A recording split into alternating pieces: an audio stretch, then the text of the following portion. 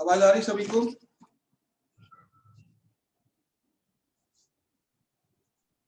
जी sir, good morning. Good morning, good morning.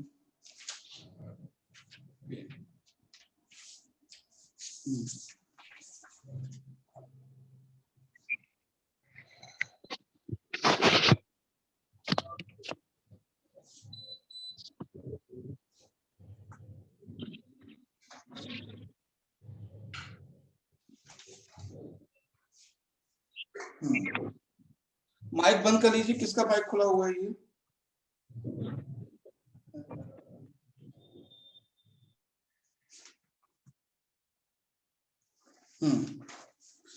ठीक है। आज जो टॉपिक हम लोगों के हैं, कुछ हिंदू में तो ऐसा कुछ खास था नहीं आज के पेपर में, और डीडी न्यूज से हाँ कुछ पार्लियामेंट्री वर्ड हैं जो न्यूज में आ रहे हैं आजकल कुछ। ठीक है, पार्लियामेंट्री वर्ड है कुछ ऐसे। तो जैसे पहला कल जैसे अभी हो रहा बजट सेशन चल रहा है, पहला वर्ड इसमें आ रहा है, पहले करंट का देख लेते हैं फिर बजटरी सिस्टम देखेंगे। ये है डस्ट लिक सेकेंड। ये भी न्यूज में है और पेपर में भी है। आपके पेपर पता नहीं है कि नहीं, लेकिन डीडी न्यूज में है ये। ठीक है, तो ये है हाँ डस्ट लिक सेकेंड। तो डस्ट लिक सेकेंड ये क्या है, इसके बारे में समझना है। पढ़ा है पेपर में ये आजकल में। क्यों? ये इंडिया और उज्बेकिस्तान का एक मिलिट्री एक्सरसाइज है ना।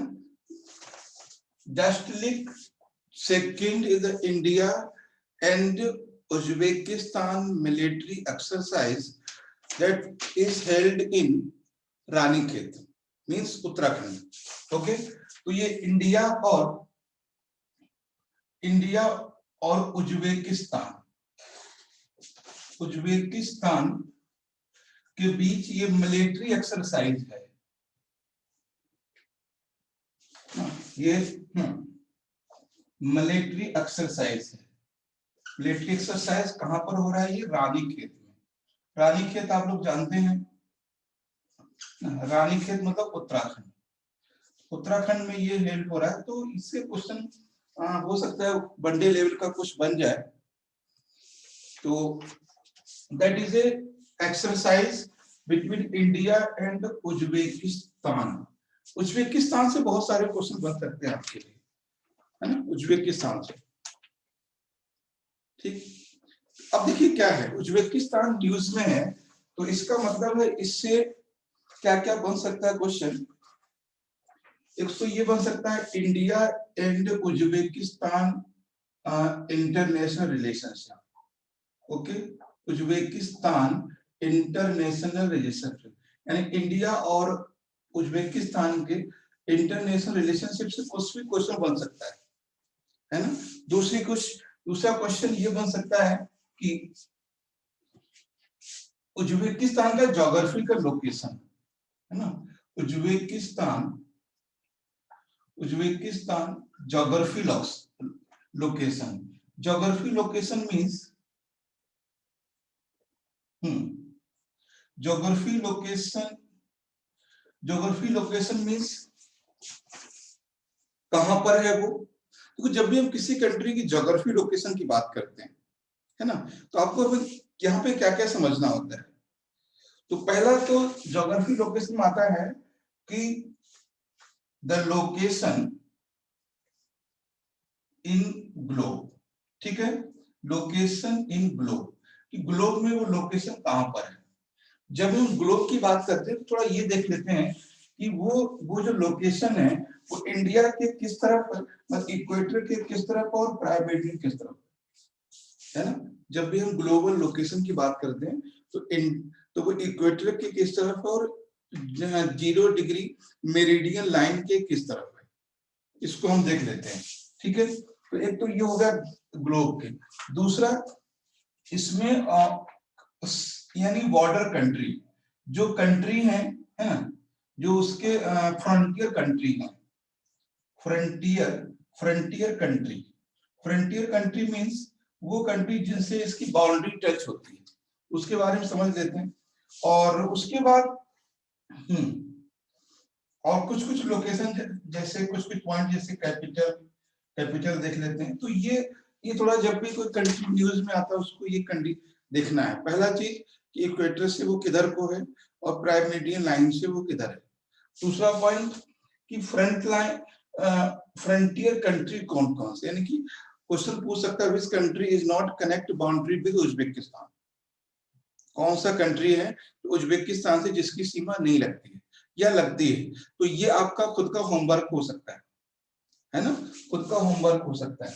और जब भी आप ये अभी लास्ट ईयर शायद यूपी पीसीएस में क्वेश्चन आया था लास्ट ईयर में, कि पूछा था उन्होंने कि 0 डिग्री लाइन इक्वेटर किस किस कंट्री से क्रॉस होता है।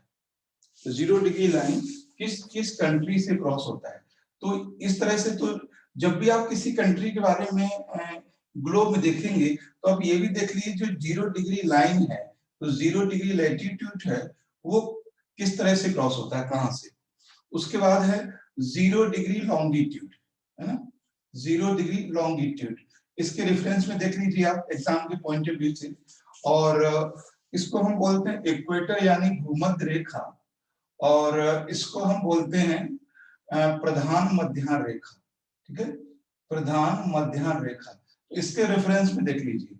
और साथ में ये देख लीजिए कि 23.5 डिग्री नॉर्थ, है ना, या 23.5 डिग्री साउथ, उसके रेफरेंस में भी आपको देखना है 23.5 डिग्री, ठीक है। तो ये है साउथ एंड नॉर्थ, इसको हम बोलते हैं हिंदी में कर्क रेखा और मकर रेखा, है ना। इसके रेफरेंस में देखिए, अगर कोई इंडिया का है तो उसमें आईएसटी देख लीजिए, आईएसटी यानी इंडियन स्टैंडर्ड टाइम, है ना, Indian standard time, Indian standard time यानी 82.5 डिग्री ईस्ट। तो ये 3 जो लाइन है उनमें एक क्वेश्चन आपको बन जाता है हमेशा, कोई भी कंट्री हो, चाहे इंडिया में कोई स्टेट है या ऐसा कुछ भी, है ना, कुछ भी कंट्री देख लीजिए।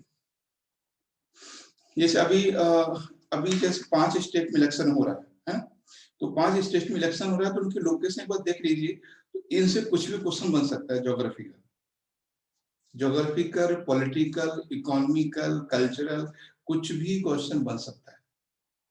तो यही है, यानी जो चर्चा में है, जो न्यूज में है, उसके बारे में आपको पूरी इंफॉर्मेशन होना चाहिए। जैसे मान लीजिए, हो सकता है कोई ऐसा लोकेशन हो उज्बेकिस्तान में जहां पर फॉसिल फ्यूल मिलता हो सकता है उज्बेकिस्तान में कोई ऐसी ट्राइब हो जो बहुत न्यूज में रही हो सकता है उज्बेकिस्तान का कोई ऐसा फेस्टिवल हो या कोई एक्सीडेंट या इंसिडेंट हो।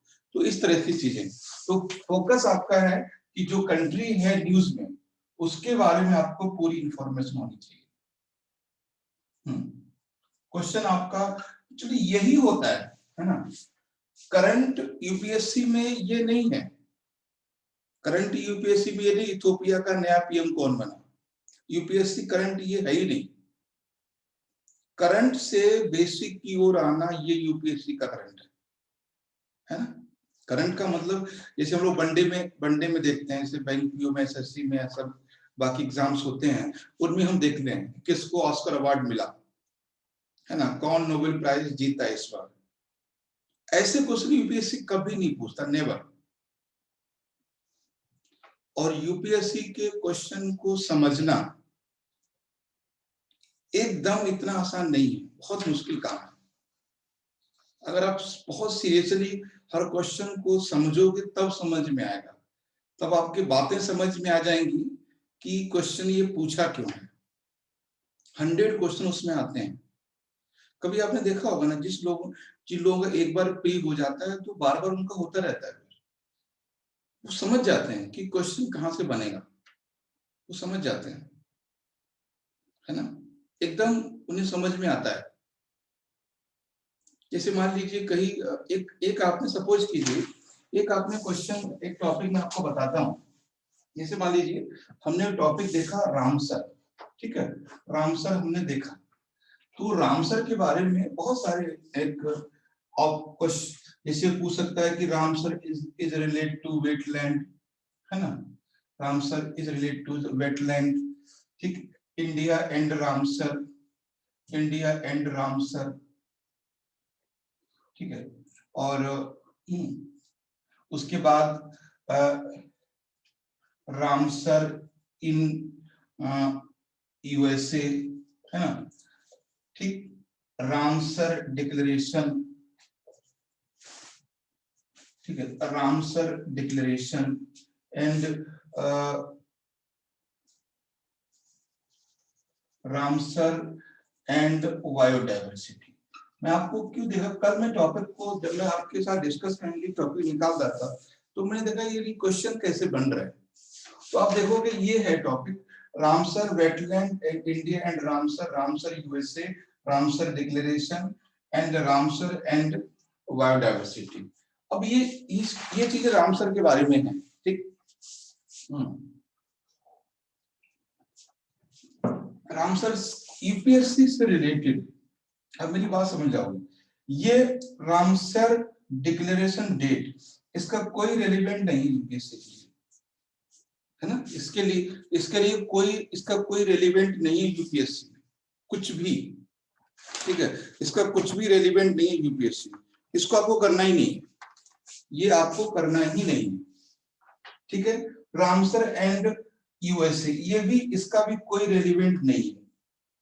अब हम जब पढ़ते हैं तो डिक्लेरेशन डेट भी पढ़ते हैं, ठीक है, और जब हम पढ़ते हैं तो ये भी पढ़ते हैं कि रामसर वर्ल्ड में क्या, आज कोई मतलब नहीं है उसको। मैंने देखा है जो नोट्स मार्केट में है विजन वगैरह के, अनवांटेड अननेसेसरी इंफॉर्मेशन बहुत ज्यादा है। बस इतना जान लीजिए आप लोग कि कोई भी अगर न्यूज है ना, कोई भी न्यूज है या कोई भी इंसिडेंट है, उससे आप कैसे कनेक्ट होते हो, है ना, और आप वो भी आपका जो यूपीएससी की रिक्वायरमेंट है उससे कैसे कनेक्ट होते हो। ये तीन बातें समझना है, न्यूज और आप उससे कैसे कनेक्ट होते हो, और आपका मतलब पूरा जो कम्युनिटी है, पॉपुलेशन है, वो कैसे कनेक्ट होती है, और यूपीएससी का क्या रिक्वायरमेंट है। जब तक ये नहीं समझोगे यूपीएससी का क्वेश्चन बहुत मुश्किल है कर पाना, बहुत मुश्किल है, ठीक है। तो इस तरह से, तो ये हमने थोड़ी सी बात बताई, क्योंकि बहुत सारे रिलेवेंट चीजें आती हैं मार्केट में, उनसे आपको बचना है, ठीक है। आवाज शायद मैंने आपकी बंद की थी, मैं एक्टिव कर देता हूँ एक बार आवाज आपकी।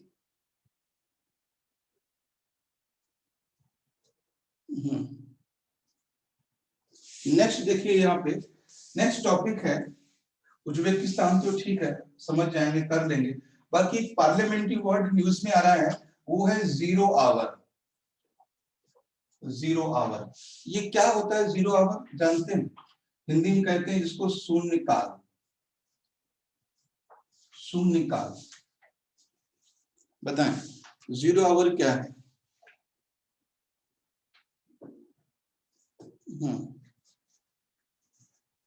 देखो, zero hour is a parliamentary activity, है ना, 0 our is a parliamentary activity. Sir आवाज नहीं आ रही है, आवाज क्यों नहीं आ रही अंकित? आवाज आ जाएगी, एक बार देखो, है ना, आवाज आ जाएगी। तो हमने कहा कि 0 आवर एक पार्लियामेंट्री वर्ड है, यानी संसदीय शब्द है, ठीक है, पार्लियामेंट्री वर्ड है, ये संसदीय शब्द है, पहली बात, ठीक है, पार्लियामेंट्री वर्ड। उसके बाद जो क्वेश्चन बनेगा उसको समझिएगा। पार्लियामेंट्री जो वर्ड है, जो 0 आवर है, that was not introduced in the original constitution.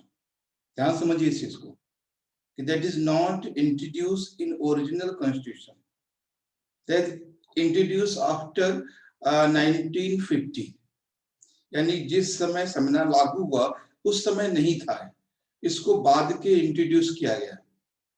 कभी आपसे ये भी क्वेश्चन बन सकता है कि जो 0 आवर है वो संविधान में प्रारंभ से है, तो संविधान कॉन्स्टिट्यूशन में शुरू से नहीं है, इसको बाद के ऐड किया गया है, ठीक।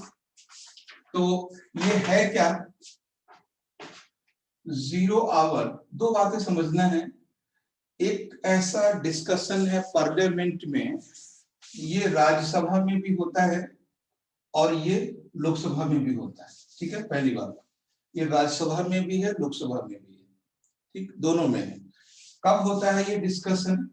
डिस्कशन होता है after question hour, after question hour, after question hour. और ये कितनी देर का होता है? ये 30 मिनट्स का होता है, 30 मिनट का होता है। तो 0 आवर ये 30 मिनट का होता है। इसका रिकॉर्ड नहीं होता, ध्यान रखना, इसका कोई भी रिकॉर्ड नहीं मिलता है। रिकॉर्ड का मतलब है जब ये क्वेश्चन आवर, जब ये 0 आवर होता है तो वहां पे मीडिया या प्रिंट मीडिया, इलेक्ट्रॉनिक मीडिया कोई भी अलाउड नहीं होती, ये उनका डिस्कशन होता है और ये कहीं पब्लिश नहीं होता, ठीक है। तो 0 आवर क्या है? After the question hour 30 minute time period, तो 30 मिनट का टाइम पीरियड होता है, ठीक है। 30 मिनट्स के टाइम पीरियड में कोई भी member of parliament, member of parliament अपने क्वेश्चंस को पार्लियामेंट में रख सकता है, कोई भी parliament member, not only opposition member. अगर मान लीजिए कोई बीजेपी का मेंबर है तो वो भी क्वेश्चन कर सकता है ना, वो भी क्वेश्चन कर सकता है।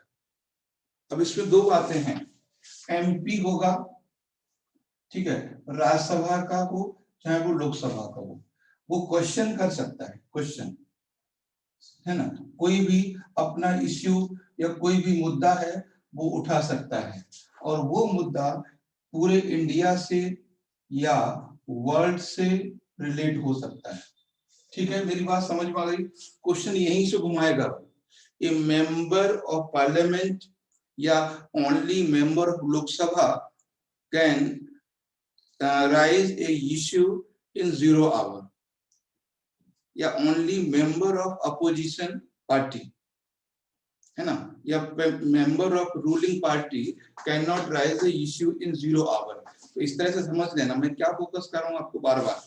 देखो पॉलिटी का कोई भी ऐसा क्वेश्चन नहीं जो बहुत टफ हो, बस सिर्फ समझना होता है कि मेंबर मतलब कोई भी मेंबर, चाहे वो राज्यसभा का हो या लोकसभा का हो। अब इसमें अपॉइंट मेंबर भी आ गए और इलेक्ट मेंबर भी आ गए, ठीक, यानी क्वेश्चन या कोई भी इश्यू उठा सकता है, that issue may be India and world. जैसे मैंने कल शायद क्वेश्चन दिया था, ये केवल उन लोगों के लिए है जो, जैसे मान लीजिए हम किसी एरिया से इलेक्ट होके आ रहे हैं, तो हम केवल उसी के बारे में बात कर सकते हैं, ऐसा नहीं है, पूरी इंडिया या वर्ल्ड के बारे में। मान लीजिए कि हमारा कोई एमपी है और हमारे इंडियन किसी कंट्री में फंस गए, या कुछ भी ऐसा इश्यू चल रहा है जो वहां लोग इंडियन परेशान है, तो बाहर का डिस्कशन भी पार्लियामेंट में 0 आवर में होता है, यानी कोई भी क्वेश्चन है वो 0 आवर में हो सकता है। बिल्कुल कंफ्यूज नहीं होना है इसमें, ठीक है, कंफ्यूज नहीं होना है। तो ध्यान रखना है 0 our is a parliamentary word that is not introduced in the initial period या ओरिजिनल कॉन्स्टिट्यूशन, उसके बाद में इसको ऐड किया गया। ये राज्यसभा में भी है, लोकसभा में भी है। That is discussion after question hour. Question hour के बाद इसका डिस्कशन होता है और ये आधे घंटे का होता है। That is not allow media, print media, electronic media. इसमें कोई मीडिया या पब्लिक अलाउ नहीं होती, हम कोई इसको देख नहीं पाते हैं क्या बातें हो रही हैं उसमें। और ये आधे घंटे का होता है, क्वेश्चन आवर है लेकिन ये आधे घंटे का होता है, 30 मिनट्स का। ओके, और कोई भी मेंबर कुछ भी कर सकता है इस टाइम पीरियड में, मतलब अपनी बातों को बोल सकता है। क्वेश्चन आवर ध्यान रखना है, question our and 0 our and MP fund, ध्यान समझिएगा इस चीज को। देखिए एक होता है एमपी फंड, है ना, जो मेंबर ऑफ पार्लियामेंट का जो उसका फंड होता है, और दूसरा होता है क्वेश्चन, है ना, और तीसरा होता है डिस्कशन। ध्यान रखना है। तो कोई भी मेंबर ऑफ पार्लियामेंट, इसको समझिएगा अच्छे से, कि कोई भी मेंबर ऑफ पार्लियामेंट अपने, अगर वो लोकसभा का है, ठीक है, अगर वो लोकसभा का है तो वो अपने कंस्टिट्यूंसी के लिए, अपने कंस्टिट्यूंसी के लिए ही केवल, यानी अपने क्षेत्र के लिए ही केवल फंड मांग सकता है, अपने क्षेत्र के लिए। कौन? लोकसभा का। अगर वो मेंबर राज्यसभा का है, ठीक है, अगर वो मेंबर राज्यसभा का है, ठीक है, अगर वो मेंबर राज्यसभा का है तो वो उस स्टेट के लिए मांग सकता है जहां वो इलेक्ट होके आया है फंड, ठीक है। अगर वो मेंबर अपॉइंट है ना, अगर वो मेंबर अपॉइंट किया गया है, मतलब अपॉइंट है, जैसे मान लीजिए 12 मेंबर होते हैं राज्यसभा में और 2 मेंबर लोकसभा में, ठीक है, 12 मेंबर राज्यसभा में और 2 मेंबर लोकसभा में, ठीक। तो ये मेंबर होते हैं, ये पूरी इंडिया के लिए कहीं के लिए भी फंड मांग सकते हैं, ठीक है। मेरी बात समझ आ रही है कि नहीं? ये जो एमपी फंड होता है, अगर कोई लोकसभा का मेंबर है तो अपने कंस्टिट्यूंसी, यानी जहां से इलेक्शन को लड़के आया है वहां के लिए फंड मांग सकता है। और जो राज्यसभा का मेंबर है तो जिस स्टेट से आया है उसके लिए वो फंड की डिमांड कर सकता है। और जो अपॉइंट मेंबर है, जिनका अपॉइंटमेंट होता है प्रेसिडेंट ऑफ इंडिया द्वारा, 12 मेंबर राज्यसभा में होते हैं और 2 लोकसभा में, तो ये लोग इंडिया में कहीं भी काम करा सकते हैं, फंड मांग सकते हैं। जैसे मान लीजिए अगर कोई एमपी है, एक्टर है, या कोई भी अपॉइंट मेंबर है, वो बोलेगा हमें भाई केरला में वहां पे एक रोड बनवाना है, सड़क बनवाना है बच्चों के लिए, तो वो भले यूपी से हैं लेकिन केरला में उनके लिए पैसा दिया जाएगा बनवाने के लिए, तो वो काम कर सकते हैं। तो ये था एमपी फंड। अब ये क्वेश्चन आवर और डिस्कशन, क्वेश्चन आवर डिस्कशन का कोई एरिया नहीं है, ये दोनों चीजें, क्वेश्चन आवर और डिस्कशन, एमपी ऑफ राज्यसभा और एमपी ऑफ लोकसभा, ये हो सकता है। और ये जो इनका डिस्कशन है वो पूरे इंडिया और वर्ल्ड के लिए भी हो सकता है, यानी कोई इसकी लिमिट नहीं।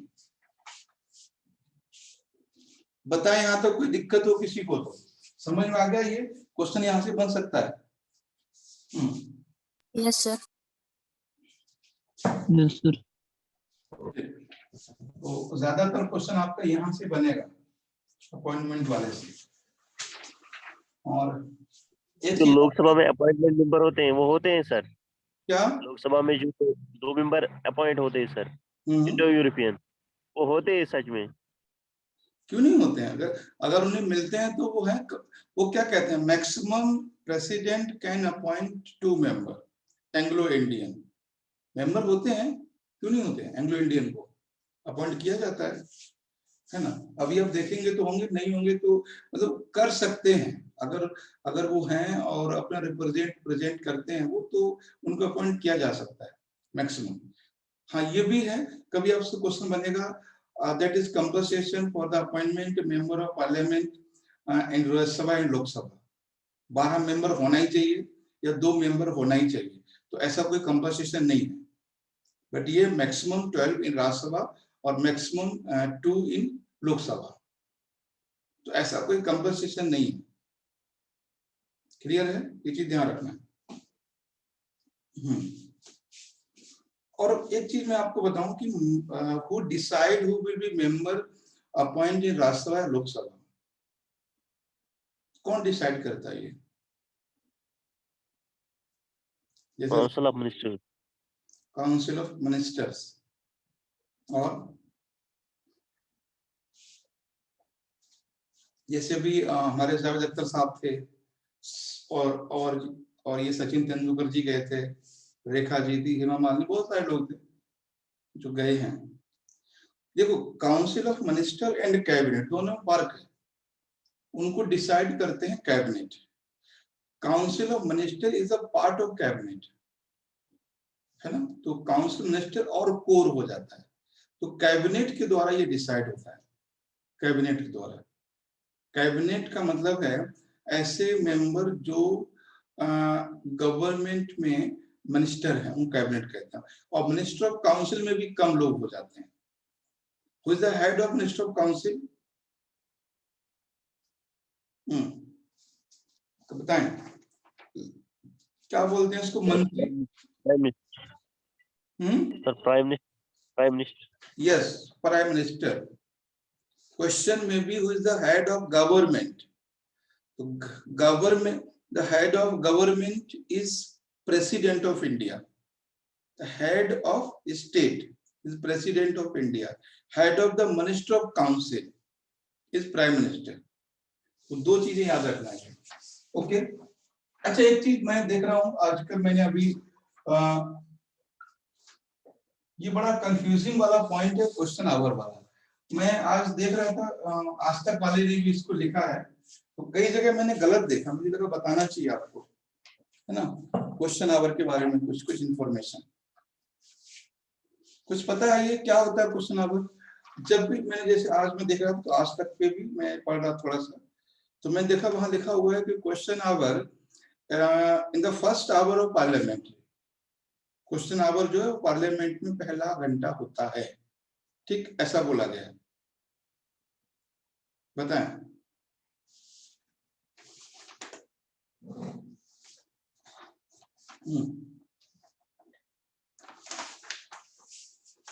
देखिए, क्वेश्चन आवर का मतलब आप समझते हो कि कोई भी member of parliament that may be related to राज्य सभा, that may be related to Lok Sabha, कोई भी राज्यसभा या लोकसभा का मेंबर क्वेश्चन कर सकता है ना। कोई भी मतलब कोई भी, चाहे वो अपॉइंट हो, चाहे वो इलेक्ट हो, चाहे वो रूलिंग पार्टी का हो या अपोजिशन का, कोई भी member of parliament, Rajya Sabha, Lok Sabha question कर सकता है। ठीक है, किससे कर सकता है? मिनिस्टर से, रिलेटेड मिनिस्टर मतलब गवर्नमेंट से क्वेश्चन कर सकता है।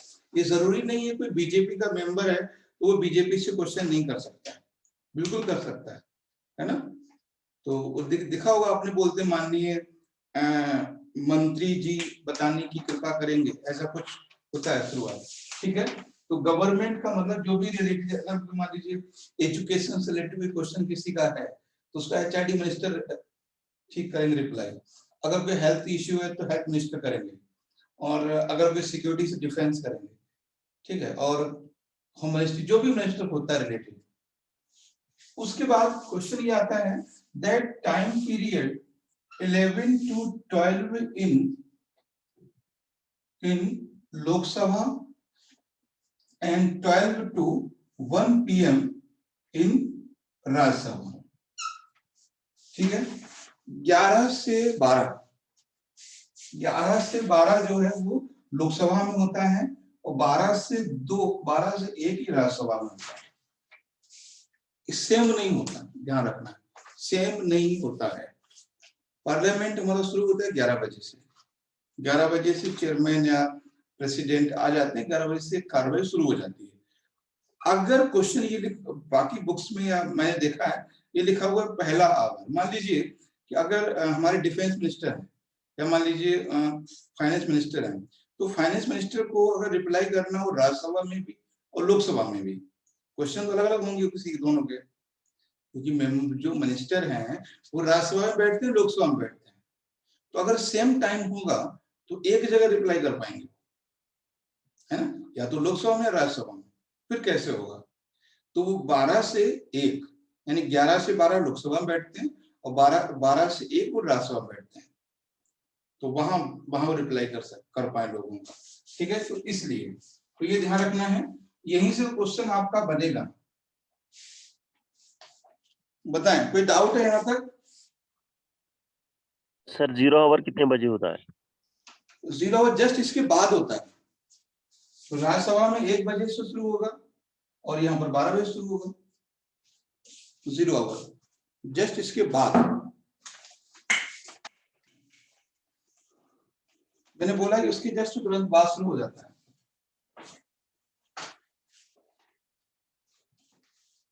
देखिए, अब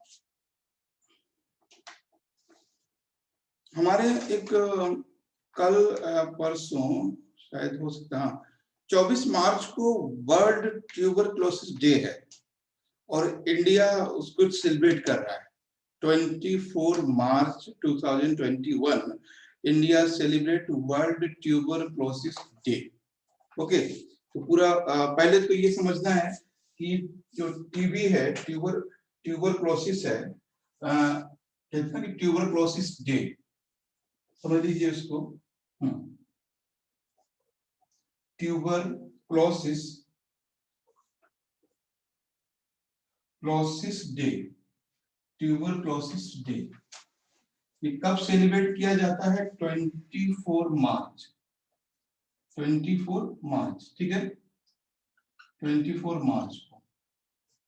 अच्छा, इंडिया क्यों करना चाह रहा है इस बार?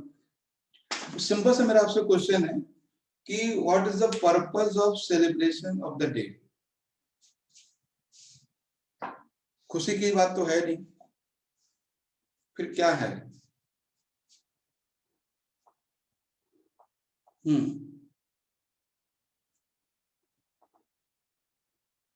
देखिए, ट्यूबरक्लोसिस जानते हैं, मेरी एक बात समझ लीजिए, कोई भी हम डे मनाते हैं, चाहे वो रिपब्लिक डे हो, है ना, इंडिपेंडेंट डे हो, कोई भी डे हो, मदर्स डे, कोई भी डे हो, उस डे का मेन पर्पस ये होता है कि उस डे के बारे में, उस इंसिडेंट के बारे में लोगों को अवेयर करना, और कुछ भी नहीं।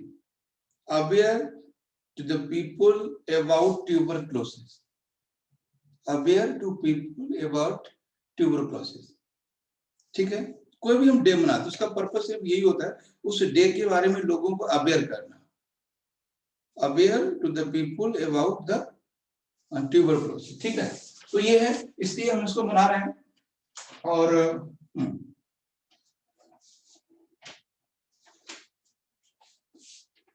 2.6 मिलियन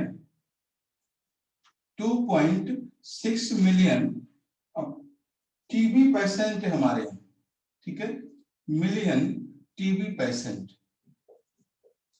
ठीक है, टीबी पेशेंट है हमारे यहाँ, टीबी पेशेंट, यानी लगभग 2.6 मिलियन इंडिया में टीबी पेशेंट, इंडिया में टीबी पेशेंट है 2.6 million. Okay,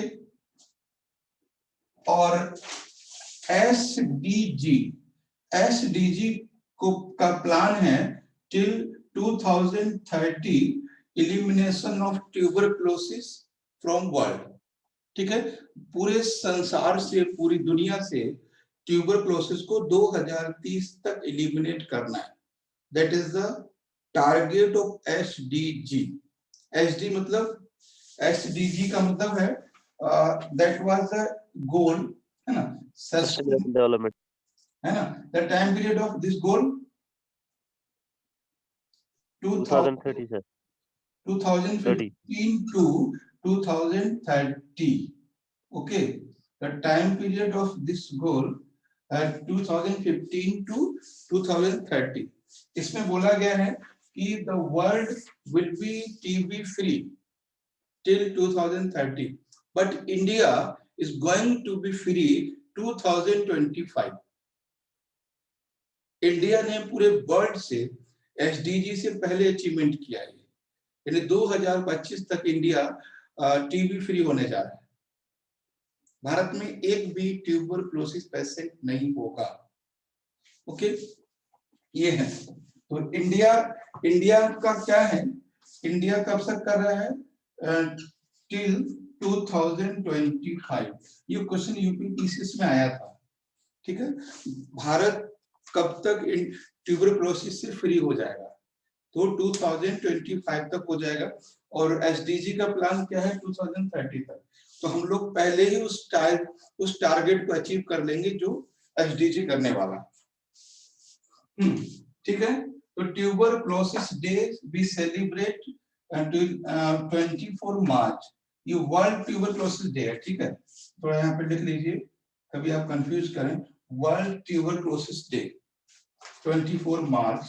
India has 2.6 million patients, and SDG has a target to eliminate, 230, and India has going to get till 2025, 25 तक achieve कर देगा। तो ये था थोड़ा इसके बारे में करंट अफेयर्स। और फिर अच्छा, ट्यूबरक्लोसिस की हम बात करें, ट्यूबरक्लोसिस में दो चीजें और आती हैं, ठीक है। ट्यूबरक्लोसिस में पूरे वर्ल्ड में जो ट्यूबरक्लोसिस के पेशेंट हैं सबसे ज्यादा एशिया में है ना। एशिया में कितने हैं, 44%, ठीक है। यानी साउथ ईस्ट एशिया ट्यूबरक्लोसिस की जो केसेस हैं वो साउथ ईस्ट एशिया कितने हैं, ये 44% केसेस, 44% केसेस। क्वेश्चन में भी इन योर एग्जाम कि India has 24% patient of the world, तो इंडिया नहीं है, ये साउथ ईस्ट एशिया कंट्रीज है। South east Asia country means India, Myanmar, Bangladesh, Thailand, Cambodia, Indonesia, Vietnam, ये जो सारे कंट्री हैं जो मेंबर है आसियान के, वो मेंबर है, ठीक है। और सर भारत में कितना है सर? क्या, और 20, एक मिनट।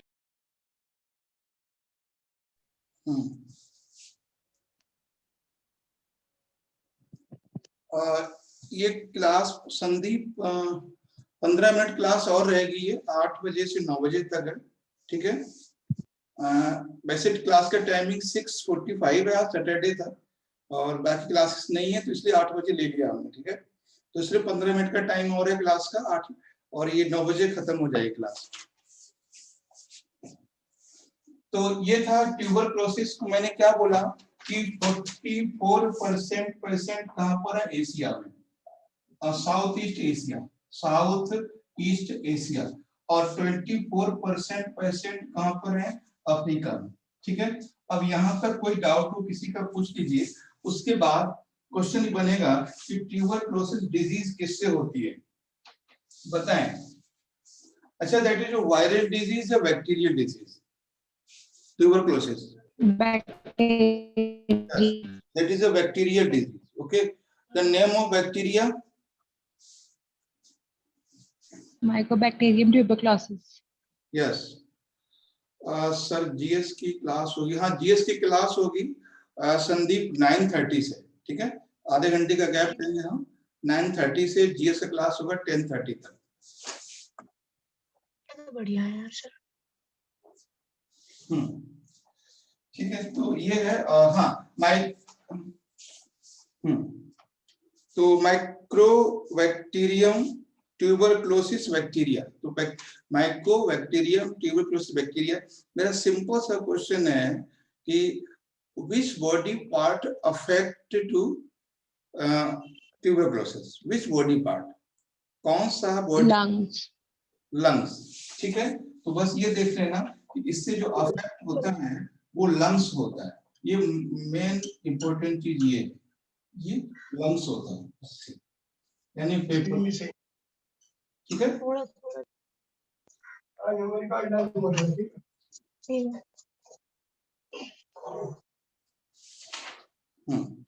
ठीक है। ये लंग्स इससे अफेक्ट होते हैं। तो बाकी चीजें तो ठीक है, बस कुछ कुछ बातें थी इसमें कि tuberculosis will be eliminated from India till 2025। और संदीप, जहां से आपको ये लिंक मिला होगा ना इस क्लास का, वहीं से आपको लिंक मिल जाएगा उसी प्रोसेस से, ठीक है। दर्शन आपने लिख दिया था क्या? दर्शन नहीं है, ठीक है। संदीप मिल जाएगा, कोई प्रॉब्लम नहीं, आधे घंटे का टाइम हम देख लेंगे। तो ये है कि 2025 तक इंडिया एलिमिनेट करेगा, 2030 तक वर्ल्ड से एलिमिनेट होगा, ये टारगेट है एसडीजी का। तो नेक्स्ट है इसमें टाइप, अच्छा कुछ बजट,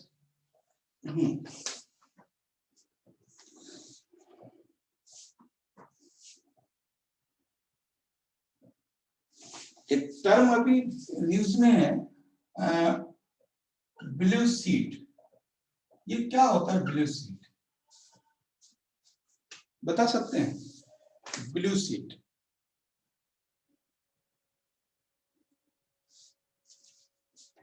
ब्लू सीट,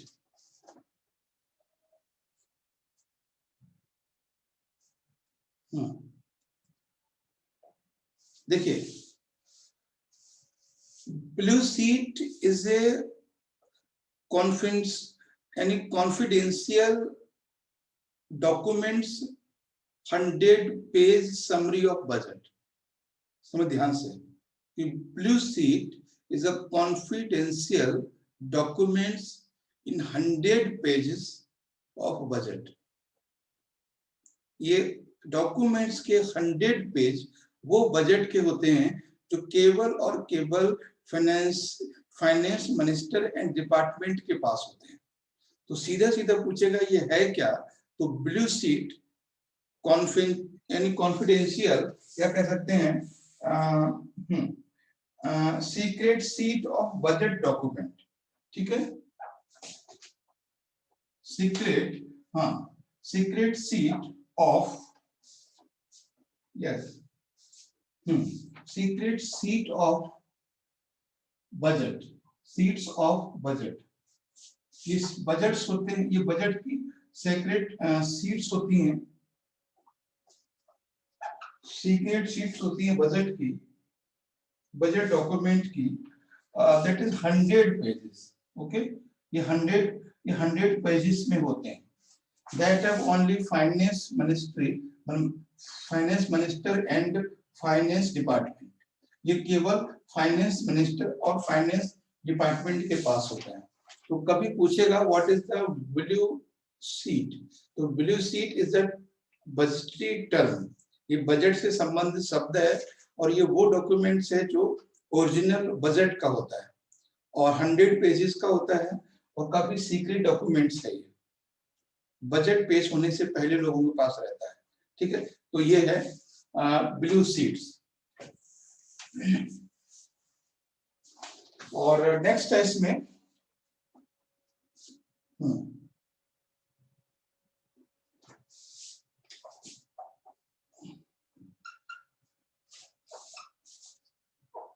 बताएं, ये कभी सुना है?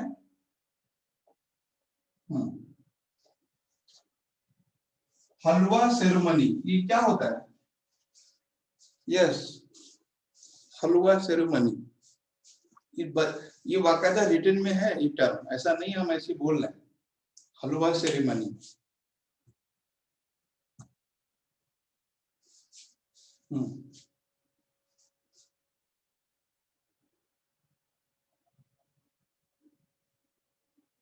ठीक है। पहली बात, halwa ceremony is a budget parliamentary terminology, है ना। ये पहली बात तो समझना है कि पार्लियामेंट्री या टर्मिनोलॉजी, ये पार्लियामेंट्री टर्म है। That is a ceremony,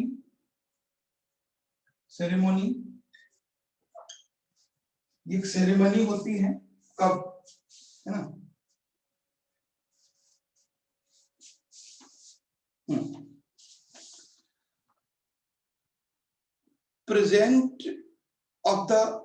present before 1 week budget, देखो क्या होता है, जब बजट को प्रिंट किया जाता है, ध्यान दीजिएगा, जब बजट को प्रिंट किया जाता है उस समय जो गवर्नमेंट के लोग हैं उनके जो ब्लू सीट्स रहती है उनके पास ये सीट जाती है।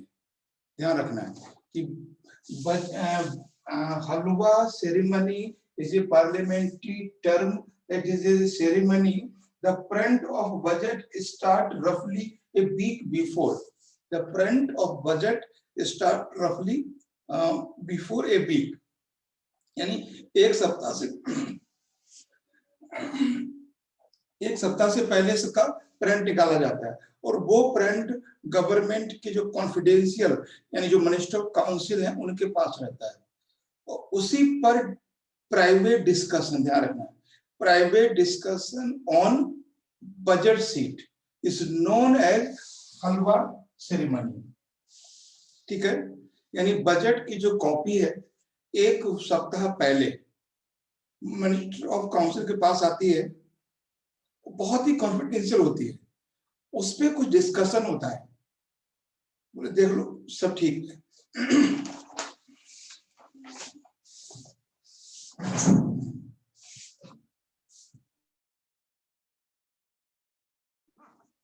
तो halwa ceremony is a term related to parliamentary और ये पहले एक सप्ताह पहले बजट का प्रिंट होता है और उसी कॉपी पर डिस्कशन होता है, उसको हलवा सेरेमनी कहा जाता है।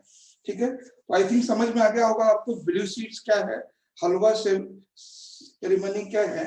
और नेक्स्ट है इसमें अंतरिम बजट।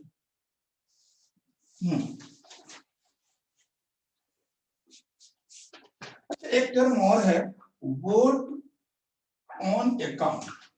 वोट ऑन अकाउंट ये क्या होता है, मैं थोड़ी टर्मिनोलॉजी समझा रहा हूं क्योंकि ये अभी न्यूज में चल रहा है। वोट ऑन अकाउंट, ये क्वेश्चन बनता है, बताएं।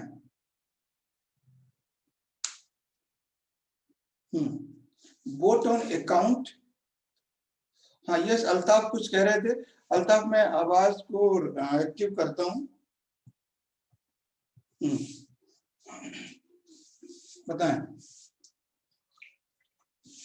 सर। वो वोट ऑन अकाउंट जो बजट में जो प्रस्तुत होता है उसको वो पैसे पहले नहीं देते उस मिनिस्ट्री को, उसको पैसे निकालने के लिए वोट ऑन अकाउंट करना पड़ता है सर, ताकि वो अलाउड करे उस मिनिस्ट्री को वो।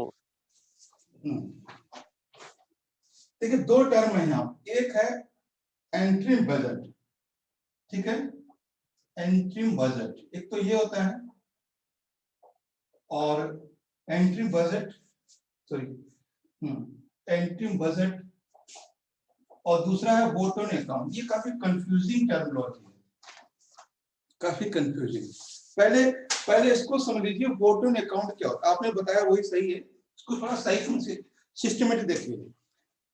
अभी सीतारमन ने बजट को पेश किया है, ठीक है, किस मिनिस्ट्री को, किस डिपार्टमेंट को कितना पैसा दिया जाना है, दैट आर ऑल फिक्स्ड, ये फिक्स हो चुका है, ठीक है।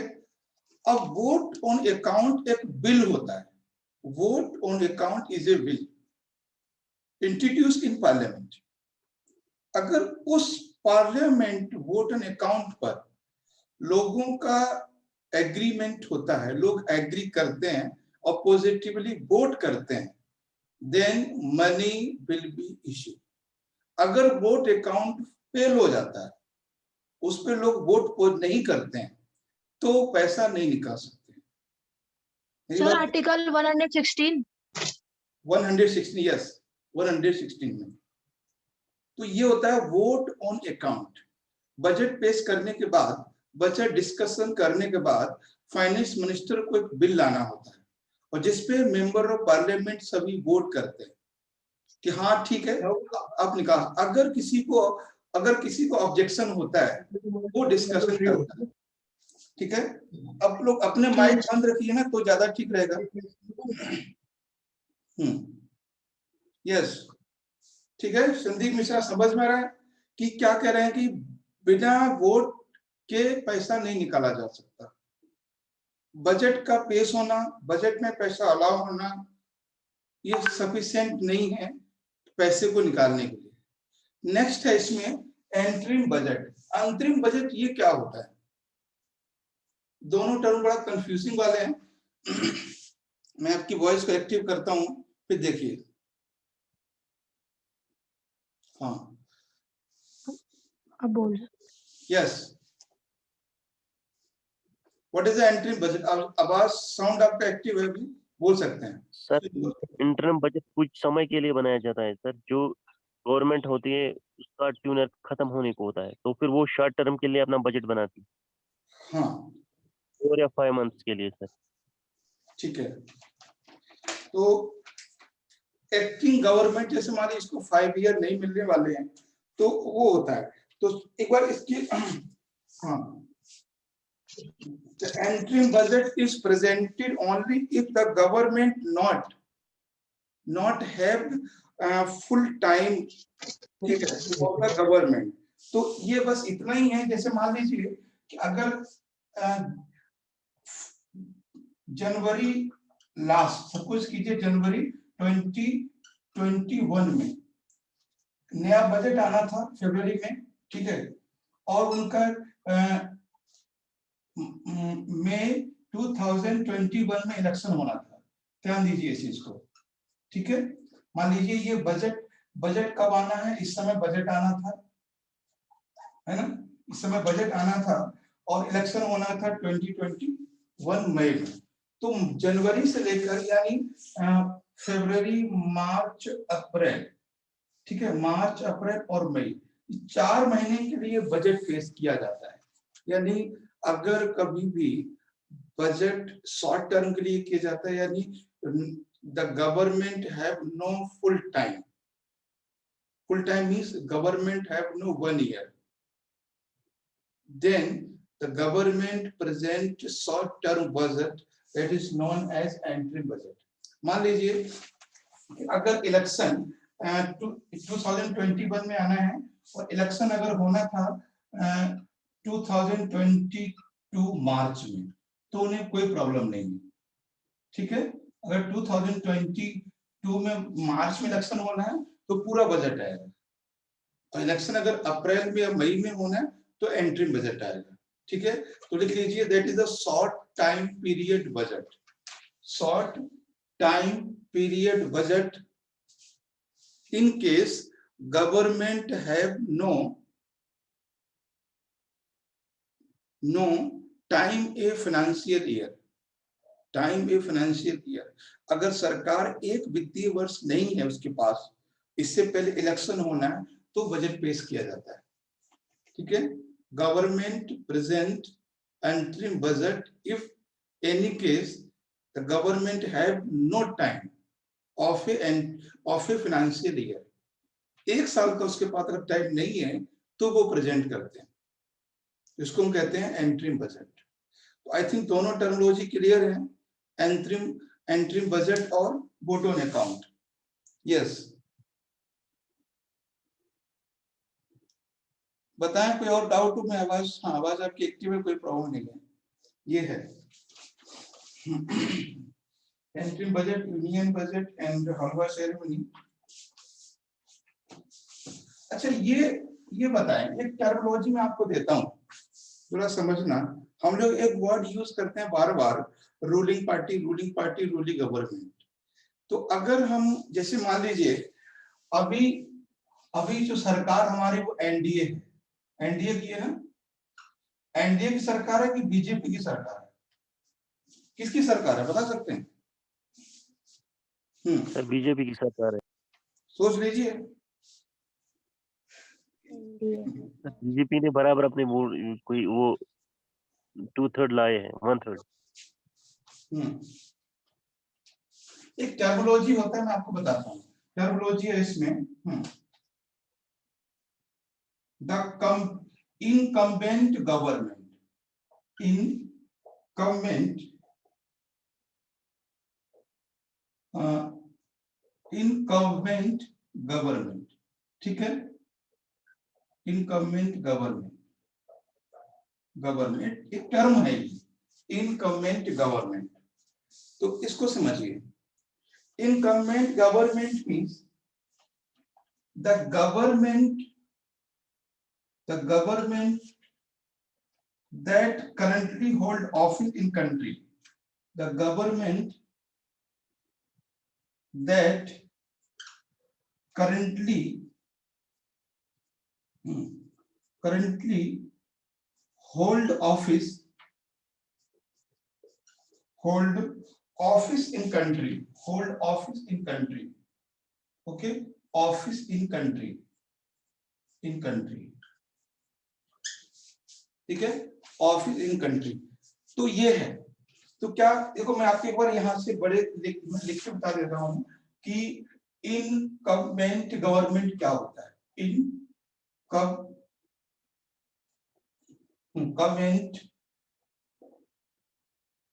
गवर्नमेंट, ठीक है, तो ये वो गवर्नमेंट है जो इस समय किसी कंट्री के ऑफिस को होल्ड किए हुए, ठीक है, कंट्री ऑफिस होल्ड, ये है। अब देखिए समझ में आया, there is no any term ruling party. हम इसको पहली बार तो प्रेजेंट टाइम जो गवर्नमेंट है वो एनडीए की है, एनडीए गवर्नमेंट, ठीक है। NDA is alliance of parties, NDA is alliance of party that support to BJP. BJP party has a candidate that appoint as a Prime Minister of India. Prime Minister of India always appoint, not elect. Prime Minister of India always appoint, not elect. They elect as a member of parliament, not Prime Minister of India. Okay. तो अभी जो government है वो NDA की है, और NDA government को हम क्या कहेंगे, पूछेंगे। अभी कभी आपसे पूछेगा कि इंडिया में इनकम्बेंट गवर्नमेंट कौन है, ठीक है, ये इस समय कौन है, ठीक है, गवर्नमेंट ऑफ इंडिया। तो इसका आंसर क्या होगा, इसका आंसर होगा आपके पास, आंसर होगा एनडीए, ठीक है। ये चीजें रूलिंग पार्टी नहीं होता। हाँ ये बात है, रूलिंग पार्टी का मतलब बीजेपी पार्टी के जो एमपी है वो पीएम है, बट गवर्नमेंट किसकी है, ठीक है। तो incumbent government of India is NDA. Bharat सरकार जो है वो एनडीए की है, सरकार एनडीए के समय। क्लियर हुआ। हम लोग नॉर्मली क्या होता है मीडिया या प्रिंट मीडिया, इलेक्ट्रॉनिक मीडिया या जो बुक्स हैं, तो वो बोलते हैं कि रूलिंग पार्टी, रूलिंग सिस्टम। हमने कई बार ये वर्ड यूज किया है, हम थोड़े बच के वर्ड यूज करते हैं। हम कभी शायद कभी आपने रूलिंग वर्ड यूज नहीं किया, मैंने ज्यादातर हमने वर्ड यूज किया रूलिंग सिस्टम। रूलिंग सिस्टम ये वर्ड मैंने पहले यूज नहीं किया था आपके सामने। और रूलिंग पार्टी तो वर्ड यूज करना तो एकदम बेकार है, क्योंकि रूलिंग पार्टी नहीं होती। तो रूल करने का मतलब है that is not only BJP. ये केवल बीजेपी रूल नहीं कर रही है, रूल कौन कर रहा है, एनडीए, है ना। क्या बोलते हैं इसको, फुल फॉर्म क्या है एनडीए की, national democratic alliance. Yes, national democratic alliance. Hindi में क्या बोलेंगे, राष्ट्रीय प्रजातांत्रिक गठबंधन, ठीक है, नेशनल डेमोक्रेटिक अलायंस। जब सोनिया जी की सरकार आती है तो उस समय यूपीए होता है, यूपीए, यूनाइटेड प्रोग्रेसिव अलायंस, संयुक्त राष्ट्र प्रगतिशील, ऐसा कुछ होगा, ठीक है, गठबंधन। तो ये है, ध्यान रखा, यूनाइटेड डेमोक्रेटिक अलायंस। तो ध्यान समझना कि रूलिंग पार्टी कोई वर्ड है ही नहीं। क्योंकि क्या है ना, मीडिया ने और हमारे जो भक्तजन हैं उन्होंने इतना फैला दिया है कि बीजेपी भी नहीं दिखती है, लोगों को सिर्फ मोदी ही दिखते हैं, नरेंद्र मोदी भी नहीं दिखते हैं, है ना। तो ये असर है, और इससे हमारे क्वेश्चन गलत हो जाते हैं। यूपीएससी थोड़ी यूपीएससी ये वर्ड पूछेगा आपसे, ये पूछेगा, ये पूछेगा। बीजेपी क्या, तो रूलिंग पार्टी है ना, उससे कोई मतलब नहीं है। ठीक है, ये चीज ध्यान रखना है। और अच्छा एक बात बताएं, बहुत सिंपल सा लास्ट क्वेश्चन आप लोगों से सोच के बताना कि बीजेपी के पास अपने इतने मेंबर ऑफ पार्लियामेंट हैं कि वो सरकार बना सकते हैं। क्लियर, बना सकते हैं। They need only 269, they have 300 plus. Okay, but क्या रीजन है उन्होंने एनडीए अलायंस को के माध्यम सरकार बनाया, बता सकते हैं कोई, क्या रीजन है? मेंबर तो थे उनके पास, 300 प्लस हैं, और दे नीड ओनली 269, शायद 262 या 29। Yes, in parliament government need special majority. ध्यान से सुनिएगा, पार्लियामेंट में गवर्नमेंट को स्पेशल मेजोरिटी चाहिए होती है इन 2 term, constitutional amendment and impeachment of a president and high court supreme court judge। ध्यान समझिएगा बात को कि गवर्नमेंट को एक स्पेशल मेजोरिटी चाहिए होती है लोकसभा में, संसद में कभी कभी 2 टाइम पे, राष्ट्रपति को हटाना हो या मुख्य न्यायाधीश पर इम्पीचमेंट यानी महाभियोग लगाना हो, तो स्पेशल मेजोरिटी चाहिए होती है। और स्पेशल मेजोरिटी के लिए हमें जो नेशनल एंड रीजनल जो पार्टियां हैं उनका सपोर्ट जरूरी होता है, वो चाहे मेंबर भले 2 उनके हों। ध्यान समझिएगा मेरी बात को कि जो भी पार्टियां हैं, जो भी मेंबर हैं, उन मेंबर्स का 2/3 मेजोरिटी चाहिए। तो इसलिए आपने देखा होगा रामविलास पासवान जी जब तक जीवित रहे, मंत्री रहे, हमेशा हर पार्टी, हर रूलिंग सिस्टम में, हर गवर्नमेंट में शामिल हो जाते थे, क्योंकि स्पेशल मेजोरिटी के लिए जरूरत पड़ती है 2/3 मेजोरिटी की। और 2/3 मेजोरिटी की नेशनल और रीजनल पार्टियां दोनों का जितनी ज्यादा होंगी उतना वो 2/3 मेजोरिटी से स्ट्रांग होके आएंगे। ठीक है, तो 2/3 मेजोरिटी के लिए इनका अलायंस, इनको शामिल करना जरूरी होता है ज्यादा से ज्यादा पार्टियों का। और ये कोई ऐसा कोई जरूरी नहीं है कि वो बहुत उनके पास एमपी हो। हमें लगता है रामविलास पासवान के पास कभी 2-3 से ज्यादा एमपी नहीं हुआ है, हमेशा वो रहे हैं। इसलिए आपने देखा होगा जो लीडर बनता है और जो निकाला जाता है वो तुरंत पार्टी बनाता है अपनी।